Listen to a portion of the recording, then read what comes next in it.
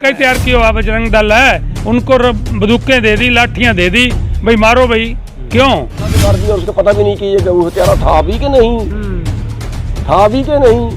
और यहाँ हाथों का लाइसेंस दे देखो दो, ये गुंडई है, ये गुंडापन है और कुछ नहीं। वहाँ की 36 बिरादरी ये चाहती है कि नासिर और जुनैद की जो मरमम हत्या हुई है, जो जला करके मारा गया है, ये एक ऐसी हत्या है जो बहुत ही निंदनीय है, उसमें उनको न्याय मिलना चाहिए। फांसी की सजा देनी चाहिए जिन्होंने ये जघन्य अपराध किया। पहली चीज, ये जो भी बुच्चड़ खाने हैं 95% इन्हीं के हैं, आरएसएस के, इनके लोगों के। जहाँ तक आप मेवात की बात करते हैं, वहाँ एक एक घर में इतनी बेहतरीन गायों की सेवा होती है, गायें रखते हैं वो। ये लोग उस इलाके से, ये क्रिमिनल टाइप के लोग इस इलाके में आते हैं। कहीं गाय वाला मिल गया, गाड़ी ले जाता हुआ, भैंस वाला मिल गया, उससे पैसे लिए, नहीं मिला तो ऐसे लूट लिया, और कोई नहीं मिला तो आम नागरिकों को लूटते हैं। गाय 100 मारो, मनुष्य 1 मारो, उसका बराबर पाप है। जो नासिर और जुनैद के साथ घटना घटी है, ये घटना सीधे गौ तस्कर जो अपने आप को गौ रक्षक कहते हैं, उनके और जो उनके गाय के खरीदार हैं, उनके बीच का ये मामला है। न तो पूरा समाज हिंदू और मुस्लिम दो खाने में बटा हुआ है। वहाँ की 36 बिरादरी ये चाहती है कि नासिर और जुनैद की जो मरमम हत्या हुई है, जो जला करके मारा गया है, ये एक ऐसी हत्या है जो बहुत ही निंदनीय है, उसमें उनको न्याय मिलना चाहिए। कहा जा रहा है गौ तस्कर थे नासिर और जुनैद। देखिए, नासिर और जुनैद के आसपास उसके 2, 4, 5 किलोमीटर के दूरी में भी कोई गाय नहीं मिला है, इसलिए उसको गौ तस्कर हम नहीं कह सकते हैं। मैं तो उनको गौ तस्कर कहता हूं जो दूसरे ज़िलों से ला करके यहाँ सप्लाई करते हैं, और जब वो पैसा वसूलने आते हैं, अगर वो नहीं मिला, जिनके साथ वो कारोबार करते हैं, तो रास्ते में कोई भी मिल जाए उनको पकड़ते हैं, उनसे पैसे लेते हैं, पैसा नहीं देता है तो उनको मारते हैं, पीटते हैं और हत्या तक करते हैं। तो कोई क्यों मारेगा? मतलब कोई रंजिश थी, आत्महत्या, या एक वही पूर्वाग्रह जो आप कह रहे हैं? वो पूर्वाग्रह नहीं है। आप समझ सकते हैं कि जो नासिर और जुनैद की को जलाया गया है, वो भिवानी के जिस गांव में जलाया गया है, वहाँ से 400 मीटर की दूरी पर, वहाँ के 400 मीटर की दूरी पर वहाँ जो मोनू राणा नाम का एक आदमी का घर है, जो इसमें संलिप्त है, जिसको मुजरिम बनाया गया है। मोनू माने सर? नहीं, मोनू राणा। अच्छा। जिसका 400 मीटर दूर है घर, जहाँ आग लगाया गया है। ये लोग उस इलाके से, ये क्रिमिनल टाइप के लोग इस इलाके में आते हैं। कहीं गाय वाला मिल गया, गाड़ी ले जाता हुआ, भैंस वाला मिल गया, उससे पैसे लिए, नहीं मिला तो ऐसे लूट लिया, और कोई नहीं मिला तो आम नागरिकों को लूटते हैं। और नासिर और जुनैद के सारी चीज़ों को देखने के बाद पता चलता है कि न तो ये गौ के किसी तस्करी में, न गौ हत्या में ये शामिल थे, ये भी ऐसे ही लोग थे जो इनको मिला है, और उनके साथ इन्होंने जो है मारपीट कर के बचाव में तमाम महापंचायतें हो रही हैं और तमाम सड़क उनके समर्थन में लोग उतर रहे हैं। कैसे देख रहे हो, कैसे ऐसे लड़ पाएंगे? देखिए, मैं ये कहता हूँ कि मोनू मानेसर हो या डॉक्टर इत्तेफाक, अगर वो कातिल है तो कातिल के पक्ष में किसी को नहीं आना चाहिए। ये कोई धर्म की लड़ाई नहीं है कि जिसमें धार्मिक आधार पर कोई किसी का पक्ष ले। तो जो लोग, मैं कहता हूं कि ऐसा किसी के लिए भी जो कातिल है उसके लिए अगर खड़े होते हैं तो कातिलों को बढ़ावा दे रहे हैं, वो कातिलों के संरक्षक हैं, और उन्हीं लोगों के बलबूते पर यह कत्ल हो रहा है। लेकिन सवाल ये है कि क्या गौ रक्षक के नाम पर हरियाणा में बहुत बड़ा खेल खेला जा रहा है? बहुत बड़ा खेल है। मैं कह तो रहा हूँ कि ये सारे लोग, देखो जो नू का इलाका है, ये 13 लाख की आबादी का वाला इलाका है। यहाँ के लोग, आप सुन रहे होंगे कि गौ तस्करी, ये तस्करी का मतलब है कि उन इलाकों में जहाँ गाय दूध देना बंद कर देती है, गाय को लोग बेचते हैं, उनको वहाँ से लाने की हिम्मत मेवात की किसी आदमी के पास नहीं है। इतनी हत्याओं के बाद उसको यही लोग जो गौ रक्षक कहे जा रहे हैं, वो तस्करी करके लाते हैं और यहाँ के लोगों को बेचते हैं। और यहाँ के सभी समुदाय के कुछ लोग उनका गोश्त बना करके दिल्ली के 5 स्टार होटलों में सप्लाई करते हैं। आस्था से जुड़ा हुआ मामला नहीं है? बिल्कुल नहीं है, तो कारोबार है, आस्था का काम।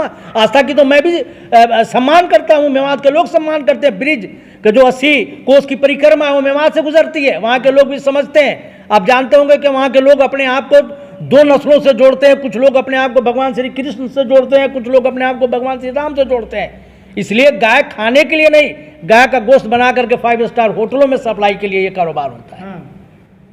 तो क्या जो सरकार है हरियाणा सरकार वो भी इसमें सम्मिलित है? मैं कहता हूं कि जब जो है जो लोग जो कातिल हैं वह और जिनको गौरक्षक आप कर रहे हैं उनका हमारे गृह मंत्री से लेकर के और राज्य के गृह मंत्री तक के साथ फोटो है, तो कहीं ना कहीं उनका संरक्षण तो प्राप्त है ही। इसको सबूत कहता है, मैं नहीं कहता। तो बचाया भी तो जा रहा है उनको। हाँ, बचाया जा रहा है। इतने दिनों में गिरफ्तारी का न होना इस बात को साबित करता है कि उसे हमारी सरकार उन कातिलों को बचाने का प्रयास कर रही है। कांग्रेस की सरकार है राजस्थान में, क्या वो भी बचाने की कोशिश कर रही है?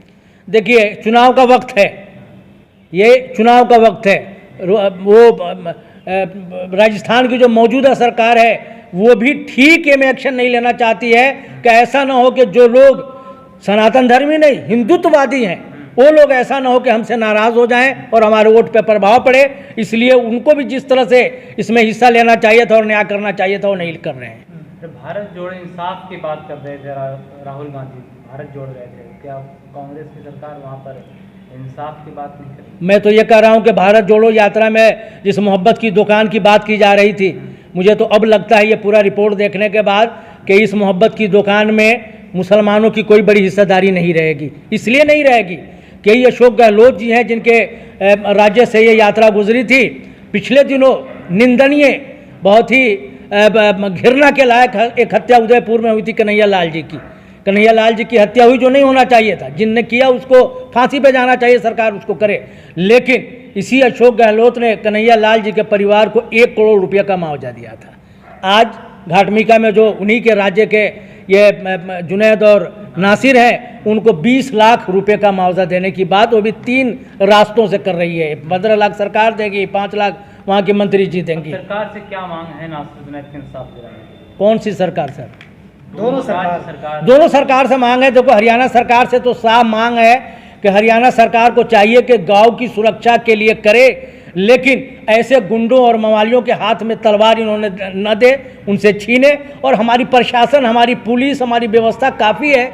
इस देश में किसी देव सेना, राम सेना, आदम सेना की ज़रूरत नहीं है।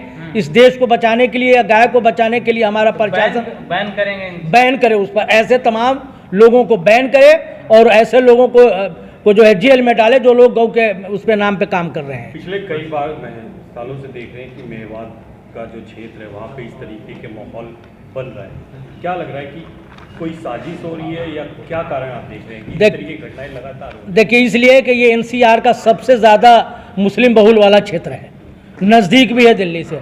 यहाँ जब भी कोई बड़ा हादसा होता है तो पूरे देश को प्रभावित करता है राजनीतिक रूप से, इसलिए जानबूझ करके ऐसी देखिए, मेवात के अंदर नासिर और जुनैद 2 लोगों को जिंदा जला दिया गया गाड़ी में लोहारू के पास, जिनको पहले पीटा गया गाय के नाम पर।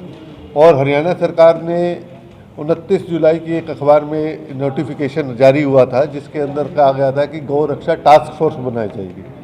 टास्क फोर्स का काम होगा, रेड भी मार सकते हैं। अभी एक आपको बताएंगे, DSP साहब ने मेवात के फिरोजपुर जिरका गए, इसके ये पुष्टि तभी होती है कि टास्क फोर्स अब रेड नहीं मार पाएगी। इसका मतलब वो रेड भी मार रहे थे इलीगल, जो कि गैर संवैधानिक है। तो वो टास्क फोर्स के जो गोरक्षा दल के लोग थे वो टास्क फोर्स को चला रहे थे और उन्होंने गोरक्षा के नाम पर बिना सबूत के उनको मौत के घाट उतार दिया गया। और जब राजस्थान की पुलिस उन्हें पकड़ने जाती है तो हरियाणा की पुलिस उसका प्रतिकार करती है और उनको कार्रवाई करने नहीं देती।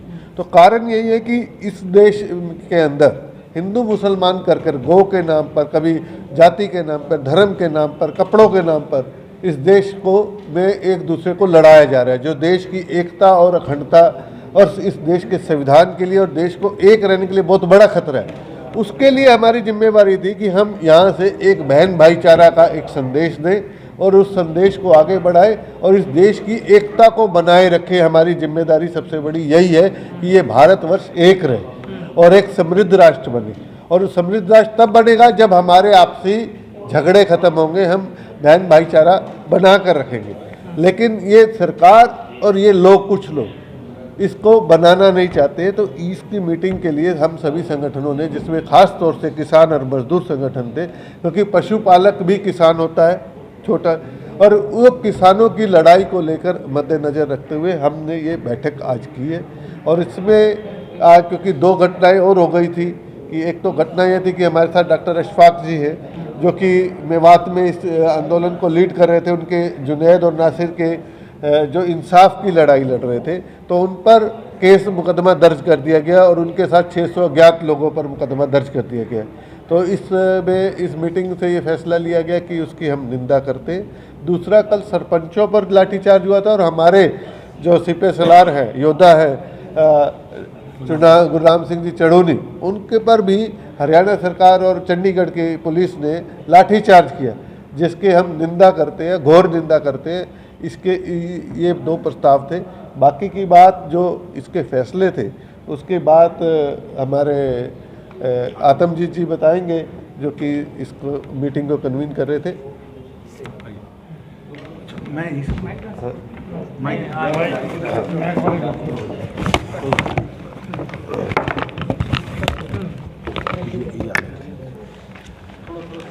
आज की मीटिंग के प्रमुख फैसले ये हैं कि अगले 7 से 8 दिन में 10 तारीख तक हरियाणा के सारे प्रतिनिधि, चाहे वो अग्निवीर से रिलेटेड हों, किसान हों, मेवात के लोग हों, अल्पसंख्यक समाज के लोग हों और मजदूर किसान यूनियन के लोग हों, इन सब लोगों की एक प्रतिनिधियों की मीटिंग बुलाकर आने वाले समय में हम लोग क्या एक बनाएंगे, शेड्यूल बनाएंगे, जिसमें जो सरकार की ये जो टास्क फोर्स है, जो गौ रक्षक टास्क फोर्स बनी 2021 में, उस पर हम लीगल एक्शन भी लेंगे। हम हाई कोर्ट भी जाएंगे इस एक्ट के अगेंस्ट कि ये एक्ट किस अधिनियम के अंडर बना है और उनको एडमिनिस्ट्रेटिव पावर कैसे दी गई है। एक सिविल एडमिनिस्ट्रेटिव पावर दे के उनको डंडे लाठियाँ, जिस तरीके से वो वीडियो बना के बंदूकें दिखा रहे हैं, उन पर कार्रवाई नहीं हो रही है।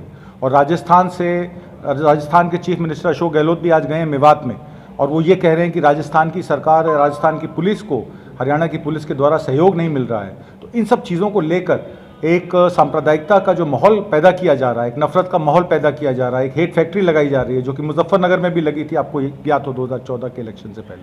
तो इस पर एक चिंतन होगा और आगे की कार्रवाई उसी में तय होगी। और 22 और 25 के बीच में पलवल में हम लोग एक पंचायत लगाएंगे, एक बड़ी पंचायत लगाएंगे, जिसमें मेवात के अलावा पूरे प्रदेश के सभी प्रमुख संगठनों को बुलाया जाएगा, प्रमुख लोगों को बुलाया जाएगा, और जो हमारे किसान भाई हैं वहाँ पे, जो मवेशी हैं और जो वहाँ पे गाय पालते हैं, उन पे क्या वो उत्पीड़ना हो रही है और वो किस तरीके के लोग वहाँ पे महापंचायतों के नाम पे किसानों को जो है वो बदनाम किया जा रहा है। कहते हैं ये महापंचायत है, और जो गाड़ी मिलती है तो गाड़ी किसी और के नाम होती है, लोग कहीं और नाम के होते हैं। ये भी कहा जा रहा है कि जो आदमी को अरेस्ट किया गया है वो वहाँ पे CIA की गाड़ी चलाता था। तो बहुत सारे ऐसे चीज़ें हैं जिस पे इन्वेस्टिगेशन होना बाकी है। अभी तो सिर्फ ऊपर की खबर पता चली है, अंदर की खबर क्या है, अंदर खाते कौन कौन लोग मिले हुए हैं, सरकार और गैर सरकारी प्रजातंत्र किस तरीके से लोगों पे दमन की राजनीति कर रहा है, मारपीट कर रहा है, इस पे बात होगी। इसमें हम लोगों की जो डिमांड है वो ये है कि नसीर और जुनैद को इंसाफ दिलाने के लिए एक फास्ट ट्रैक कोर्ट बने, एक हाई कोर्ट के सिंगल जज कमेटी बनाई जाए, जिसमें सरकार द्वारा, स्टेट गवर्नमेंट द्वारा इस पे इंक्वायरी की जाए, ये किस तरीके से ये एक्ट बना है और कितनी वायलेंस के केसेस और हैं जिसमें न्याय दिलाना बाकी है। इसमें इनके जो गौरक्षा के नाम पर हत्याएं हुई हैं या जो मारपीट हुई है उस पर SIT की कार्रवाई हो, और इन लोगों को लाइसेंस हथियारों के दिए गए या बगैर हथियारों के लाइसेंस के ये हथियार रखे हुए थे, इन पे बात हो। और जितने भी पीड़ित परिवार हैं, खासकर जुनैद और नासिर के परिवार को 1 करोड़ का मुआवजा और एक सरकारी नौकरी की हम डिमांड करते हैं स्टेट गवर्नमेंट से। और आने वाले समय में अपने आंदोलन को हम तीव्र करेंगे, तेज करेंगे, और इस बात को हम यहाँ ख़त्म नहीं होने देंगे। गौरक्षक टास्क फोर्स रद्द हो। हाँ, वो गौरक्षक टास्क फोर्स 2021 एक्ट जो है उसी के खिलाफ हम लोग कोर्ट में भी याचिका दाखिल करेंगे अपने लीगल सेल द्वारा, और उसको रद्द करने की मांग स्टेट गवर्नमेंट को चिट्ठी लिखेंगे।